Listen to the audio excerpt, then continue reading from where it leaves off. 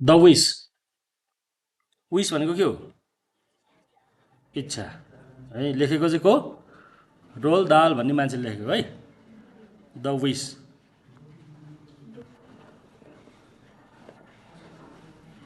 ल अब about the writer. About the writer पढौँ त। नेसनालिटी कहाँ रहेछ? What is the nationality of the writer? British भनेको English writer, born in Wales. Wales Norwegian parents. तर बाबा चाहिँ के हो?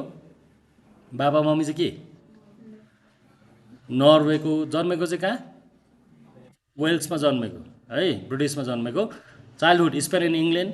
बचपना कहाँ गुमायो? बचपना कहाँ बितायो उसले? इङ्ल्यान्डमा। Work for Shell well company in Africa at 18 वर्षमा अफ्रिकामा काम गर्नु गएछ।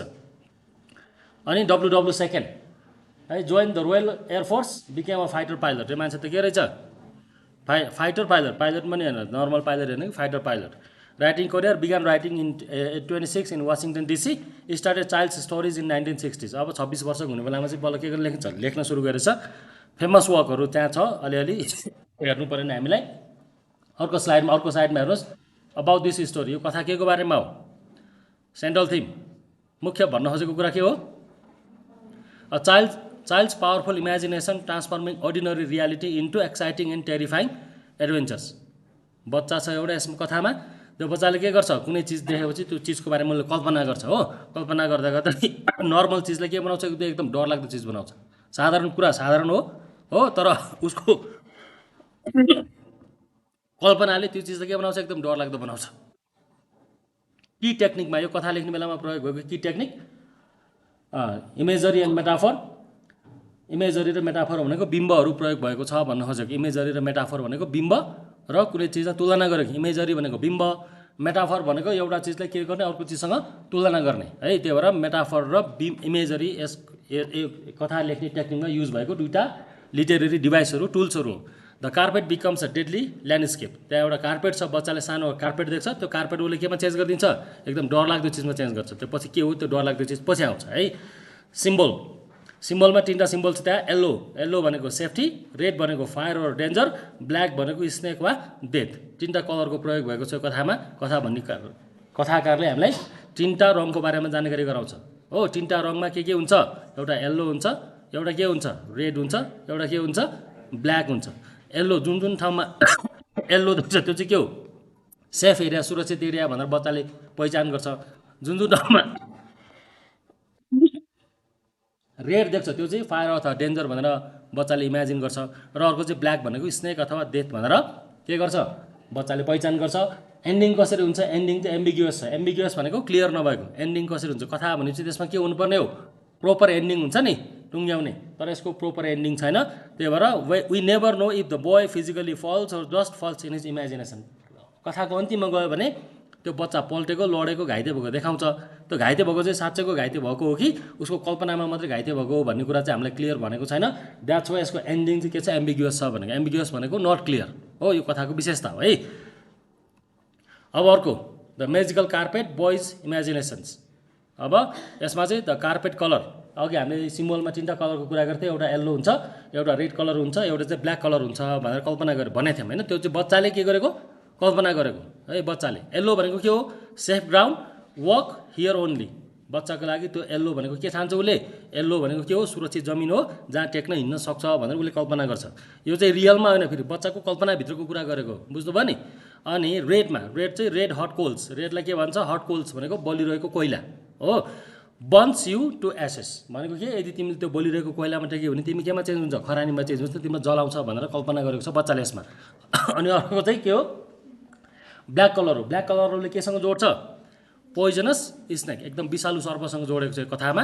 Bytes and death. यदि त्यो विषालु सर्पले टोक्यो भने के हुन्छ? हामी मर्छ भनेर कल्पना गर्छ। त्यही भएर योभन्दा अगाडि सिम्बलमा पनि के आएको थियो? तिनवटा कलरको कुरा आएको थियो हो। एउटा येल्लो कलर, एउटा red colour, next one is black colour. Yellow colour means safe area where you can walk, you can play. Red colour means it is burning coal, जलिरहेको कोइला हो। If you step on it you will burn to death हो। तिमी के हुन्छ? खरानीमा change हुन्छ। अर्को चाहिँ black colour means is a poisonous snake, if you step on this black colour the snake will bite you and you will die भनेर बच्चाले कल्पना गरेको छ। यो भन्दाखेरि कन्फ्युज हुन्छ, एकछिनपछि थाहा हुन्छ यसमा। अब ल यसमा स्टेप 1 मा कथा समरी सुरु भयो है। अब स्टेप 1 मा के भयो, सुरुमा हामीलाई कथाको इन्ट्रोडक्सन कसरी गराउँछ भन्दा स्टेप 1 मा स्क्याप अन द निज, स्क्याप भनेको घाउ, बच्चाको घुँडामा घाउ छ, एउटा सानो घाउ छ है, आफ्नो घुँडामा भएको घाउ हेर्दैछ बच्चाले। स्टेप 1 मा के भयो भन्दा the story opens with a young boy sitting on the stairs, भनेको आफ्नो घर छ, घरको छेउमा ठुलो हल छ, डाइनिङ हल, डाइनिङ हलको छेउमा के छ, एउटा भर्याङ छ, त्यो भर्याङमा बसेको छ त्यो बच्चा अहिले चाहिँ। कथा त्यसरी सुरु हुन्छ है। The story opens with a young boy sitting on the stairs, हो कथा एउटा हल, घर छ उसको, आफ्नो घरमा ठुलो डाइनिङ हल छ, डाइनिङ हलको छेउमा चाहिँ के छ, एउटा भर्याङ छ, त्यो भर्याङमा फुच्चे बसेको देखाउँछ हामीले कथाको स्टार्टिङमा हो। अनि he feels scab on his नी, स्क्याप भनेको के, घुँडामा घाउ छ, घाउ भनेको भर्खरै फ्रेस घाउ होइन कि, घाउ लागेर पनि सुकेको हुन्छ नि, सुक्दै सुक्दै गएको घाउ कहिलेकाहीँ हामी कोट्टाउँछ नि यसरी घाउलाई होइन, घाउको माप्रा भन्छ कि के भन्छ त्यसलाई, कोट्टाएर फाल्छ नि, हो त्यस्तै उसको घुँडामा लागेको घाउ छ, त्यो घाउ हेरेर बसेको छ त्यसमा, बुझ्नुभयो नि, कहाँ, भर्याङमा बसेको छ। त्यो भर्याङभन्दा तल के छ, एउटा ठुलो हल छ, त्यो हलमा के बिछाएको छ, कार्पेट बिछाएको छ है।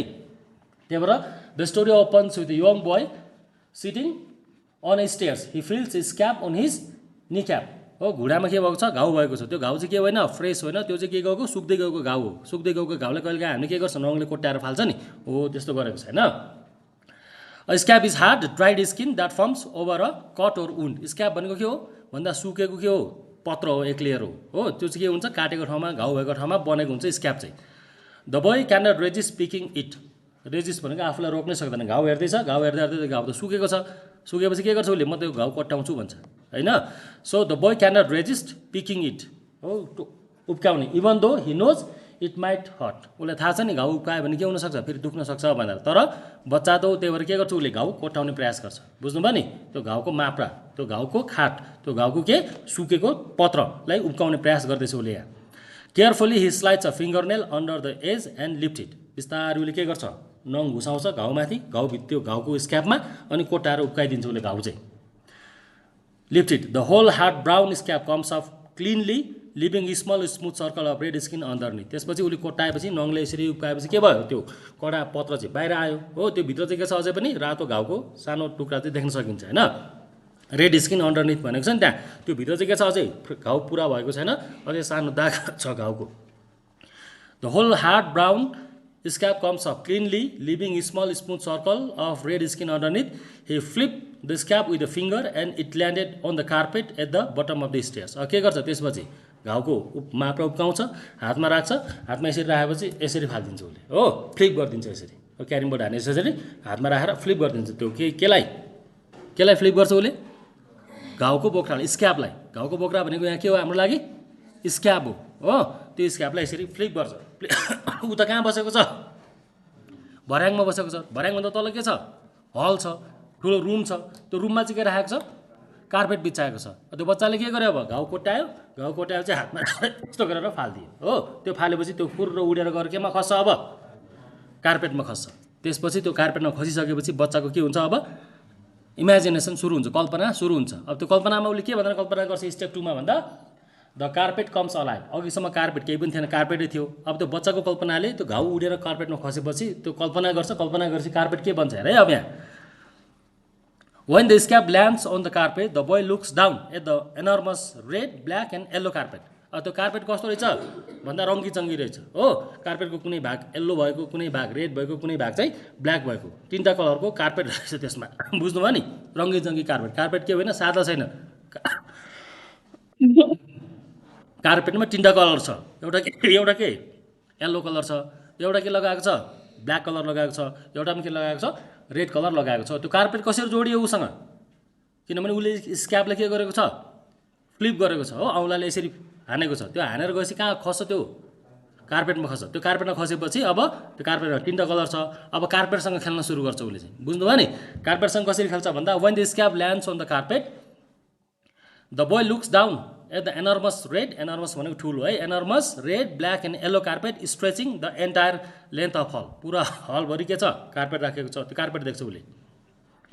From the stair all the way to the front door, हो भर्याङबाट कहाँसम्म अगाडिको ढोकासम्म कार्पेट राखेको छ। He had never really notice the carpet before, योभन्दा अगाडि उसले त्यस्तो ठुलो कार्पेट देखेको थिएन, भन्नाले देख्न त देखेको थियो तर ख्याल गरेको थिएन कि उसले, बुझ्नुभयो नि। अनि but now suddenly its colour seem to brighten and spring out, him in a dazzling way. अब अहिले चाहिँ ठ्याक्कै घाउ त्यहाँ गएर खस्ने बित्तिकै कार्पेट देख्छ, कार्पेटको कलर देख्छ, कलरले उसलाई के गर्छ, उसको इमेजिनेसनलाई थुन्छ। अब छोएपछि उसले कार्पेटलाई के भनेर एनालाइसिस गर्छ, के भनेर व्याख्या गर्छ भन्दा स्टेप 3 मा द बोय इन्भेन्ट्स अ रुल। अब खेल्न पऱ्यो नि, बच्चा हो नि, खेल्छ नि उसले त, खेल्ने बेलामा आफैले रुल बनाएको छ। अब रुल बनाउँछ नि बनाउँदैन, तिमीहरूले भाँडाकुटी खेलेन बच्चा बेलामा, कोही बा बने कोही आमा बने नि, हो त्यो के हो आफैले बनाएको रुल होइन हो। त्यस्तै यहाँ पनि उसले बच्चाले त्यो कार्पेट देखेपछि एउटा रुल बनाउँछ उसले मनमा के भन्छ, the boys make up a game and it's rules entirely in is own imagination. अब त्यो कार्पेट देख्ने बित्तिकै बच्चाले एउटा गेम बनाउँछ, गेमको कल्पना गर्छ। गेम भनेपछि के हुन्छ, हरेक गेममा रुल हुन्छ, त्यो रुल पनि आफैले बनाउँछ आफ्नै लागि, फेरि हो कल्पनामा बनाएको हुन्छ के भनेर बनाउँछ भन्दा द बोय मेक्स स्टेप 3 मा है, the boy makes a game and it's rule entirely in is own imagination. The red part, अब रेड पार्टलाई के भनेर भन्छ उसले, रेड हट कोल्स भनेको के, बलिरहेको कोइला। कार्पेटमा 3टा कलर छ, येल्लो रेड एन्ड के ब्ल्याक, अनि रेड पार्टलाई उसले के भन्छ, these red parts are burning coal, जलिरहेको के हो, कोइला हो। अनि टच देम, यदि छोइयो भने के हुन्छ, अब कोइला छोइयो भने के हुन्छ, बर्न टु एस भनेको छ। के हुन्छ, म यो रातो पार्टलाई छोयो भने म के हुन्छु, जलेर खरानी हुन्छु भनेर नियम बनाउँछु उसले। अनि द ब्ल्याक पार्ट छ, त्यो ब्ल्याक पार्टलाई के भन्छ उसले, पोइजनस स्नेक्स। त्यो कार्पेटको कालो पार्ट जति के हो, विषालु सर्प हो। अनि टच देम, यदि त्यसलाई छोइयो भने के हुन्छ, beaten and dead before the time, चिहानुभन्दा अगाडि के हुन्छ, म मर्छु भन्छ। बच्चाको कल्पना हो नि, बच्चाको नजरबाट हेर्नु पर्यो त्यो कथालाई, बुझ्नुभयो नि। त्यो र कार्पेटमा येल्लो पार्ट छ, येल्लो पार्ट के हो, बलिरहेको कोइला हो भन्छ। त्यहाँ टेक्यो भने के हुन्छु, म जल्छु भन्छ। अनि कार्पेटमा कलर पनि छ, कालो कलर छ, कालो कलरले केसँग जोड्छ, पोइजनस स्नेक। यदि त्यो कालो कलरमा टेक्यो भने के हुन्छ, म कालो त्यो सर्पले टोक्यो भने म के गर्छु, मर्छु। टी टाइमभन्दा अगाडि, चिया खानुभन्दा अगाडि म मर्छु भनेर कल्पना गर्छ। गेम बनाएको नि उसले त हो। अनि द येल्लो पार्ट चाहिँ के हो, only safe ground to walk on. जुन कलर येल्लो लगाएको छ त्योमा चाहिँ म के गर्न सक्छु, टेक्न सक्छु। अब ब्ल्याकमा पनि टेक्न सक्दिनँ, रेडमा पनि टेक्न सक्दिनँ, मात्रै केमा टेक्न सक्छु, येल्लोमा टेक्न सक्छु भन्छ। अनि रिवार्ड, त्यो गेम भनेपछि के पाउँछ उसले, रिवार्ड पाउनु पऱ्यो नि, पुरस्कार पाउनु पऱ्यो नि हो। रिवार्ड के पाउँछु, if he crosses safely he will get puppy for his birthday tomorrow. के पाउँछ, भोलि मेरो बर्थडे हो, मैले के पाउँछु, कुकुरको बच्चा दिन्छ मैले मम्मीले। तर के गर्नु पऱ्यो, मैले यो भर्याङबाट त्यो हलसम्म चाहिँ के गर्नु पऱ्यो, कार्पेटमाथि सेफली जानु पऱ्यो, क्रस गर्नु पऱ्यो, त्यो कार्पेट क्रस गर्ने। तर कार्पेट कसरी गर्ने भन्दा येल्लो पार्टमा मात्रै टेकेर भनेर उसले के बनाउँछ, एउटा कल्पना गर्छ, बुझ्नुभयो नि। ब्ल्याकमा टेक्यो भने म के हुन्छु, सर्पले टोकेर मर्छु हो। रेडमा टोक्यो भने मलाई कोइलाले जलाएर मार्छ, मात्रै म केमा टेक्नुपर्छ, सेफ येल्लो पार्टमा टेकेर के गर्नुपर्छ, जानुपर्छ भनेर उसले गेम इन्भेन्ट गर्छ, बुझ्नुभयो नि। कल्पना गरेको बच्चा भएर सोच्नुपर्छ कथा पढ्ने बेलामा। त्यसरी उसले के बनायो, नियम बनायो, एउटा गेम बनायो हो। अनि त्यो गेम मैले सक्सेसफुली यो कार्पेट क्रस गरेँ भने के पाउँछु, भोलि मेरो बर्थडे हो, बर्थडेमा के पाउँछु मैले, पप्पी पाउँछु भनेर कल्पना गरेको छ होइन। अनि प्लानिङ फ्रम एबभ, अब गेम त बनायो, के गर्नु पऱ्यो, प्लान बनाउनु पऱ्यो नि, अब कसरी क्रस गर्ने भनेर। त्यही भएर उसले के गर्छ, the boy climb back to the stair to get better view of the carpet from above. त्यसपछि भर्याङबाट माथि तलामा गएपछि माथिबाट तल हेऱ्यो। अब पुरा त्यो कार्पेट कुन ठाउँमा येल्लो छ, कुन ठाउँमा ब्ल्याक छ हो, कुन ठाउँमा रेड छ, त्यो मैले क्रस गर्न सक्छु कि सक्दैन भनेर भर्याङबाट माथि चढ्यो, माथिको हलबाट तल हेऱ्यो, त्यो कार्पेटलाई हेऱ्यो। त्यो सबै कल्पनामा भइरहेको छ कुरा, फेरि बुझ्नुभयो नि। बच्चा आफै यहाँ के गरेको होइन, माथि गएको होइन हो। त्यहाँ साँच्चैको के पनि छैन, साँच्चैको सर्प पनि छैन, साँच्चैको के पनि छैन, कोइला पनि छैन। यो बच्चाले के गरेको, आफैले कल्पना गरेर पुरै गेम के भित्र हुँदैछ, उसको मनभित्र हुँदैछ। साँच्चैको गेम भएको होइन, यहाँ साँच्चैको कोइला भएको पनि होइन, साँच्चैको सर्प आएको पनि होइन, बुझ्नुभयो नि। उसले मात्र के गरेको छ, कल्पना गरेको छ कि बच्चाले खेलेको छ। हामीले बच्चा बेलामा बाआमा बनाएर भाँडाकुटी खेले जस्तो त्यसरी नै खेल्दैछ, यहाँ उसको मनमा खेलेको छ, कल्पना गरेको छ यो चाहिँ हो। The boy climb back of the stairs to get a better view of the carpet from above, माथिबाट अब राम्रोसँग हेर्नु पऱ्यो नि अब हो। अनि he needs to check it, के गर्नु पऱ्यो, चेक गर्नु पऱ्यो। अब is there enough yellow to cross, आफूले क्वेसन सोध्छ। त्यहाँ येल्लो पार्ट छ, त्यो निदाएछ घले, रातभरि मोबाइल चलाएर बस्छस्, यहाँ आएर निदाउँछ, निदाइ अहिले धेरै निदा सिरेक लगाइदिने। So he need to check is there enough yellow to cross, आफूलाई क्वेसन सोध्छ। क्या येल्लो पार्ट छ, धेरै येल्लो पार्ट भएन भने के हुनसक्छ, मर्न सक्छ। त्यही भएर येल्लो पार्ट छ कि छैन भनेर हेर्छ एकचोटि होइन। From above the carpet looks like vast tapestry of colour and death. अब उसलाई के लाग्छ, यो भनेको के हो, रङ र मृत्युहरूको मिश्रण हो भन्छ कार्पेटलाई हो। त्यहाँ रङ पनि छ अनि त्यहाँ के पनि छ मृत्यु पनि छ नि, कोइलामाथि टेके पनि मर्छ अनि सर्पमाथि टेके पनि मर्छ। त्यहाँ उसलाई के लाग्छ यो कार्पेट के छ this is very colourful but there is also death. त्यहाँ के पनि छ रङ मात्रै छैन मृत्यु पनि छ भनेर कल्पना गर्छ उसले।